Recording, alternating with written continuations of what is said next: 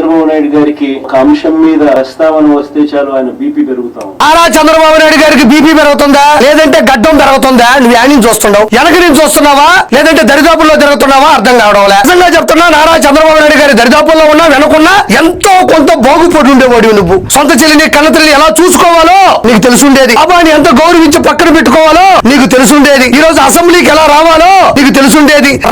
రాజకీయం ఎలా చేయాలో ఆ దరిదాపుల్లో ఉంటే ఎంతో కొంత ఆయన గాలి తగిలే బాగుపడి ఉండేవాడు అని ఈ రోజు నేను మనస్ఫూర్తిగా పెట్టిన 11 గంటల ప్రెస్ మీట్ కి నేను ఇస్తున్నటువంటి జవాబు. పొరపాటున చంద్రబాబు నాయుడు గారికి ఎవరైనా కూడా నిద్రలో మావిగన్ అన్నారంటే చాలు బహుశా గుండాకి చనిపోయిన బతుకు జాడా. రాజకీయాల్లో ప్రత్యర్థులు ఉంటారు, అభ్యర్థులు ఉంటారు, పక్షం ఉంటది, ప్రతిపక్షం ఉంటది, రకరకాల పార్టీలు ఉంటాయి. మాట్లాడే పద్ధతి ఒకటి ఉంటదిగా. అవే గన్ నీవే గన్లు గంజాయిలు మీవే కాబట్టి ఈ రోజు రోడ్డు మీద అడుక్కునే స్థితికి 11 పడిపోయింది వైఎస్ఆర్సీపీ. అసెంబ్లీకి రా అన్నా అంటే చాలు గుండె అయిపోయేది నీకు. సొంత చెల్లెలు ప్రెస్ మీట్ పెడితే చాలు గుండె అయిపోయేది నీకు. ఈ సోషల్ మీడియా, నీ పత్రిక, నీ ఛానల్ కాకుండా వాళ్ళు పొరపాటున ఏదైనా ఒక క్వశ్చన్ అడిగితే చాలు గుండె అయిపోయేది నీకు.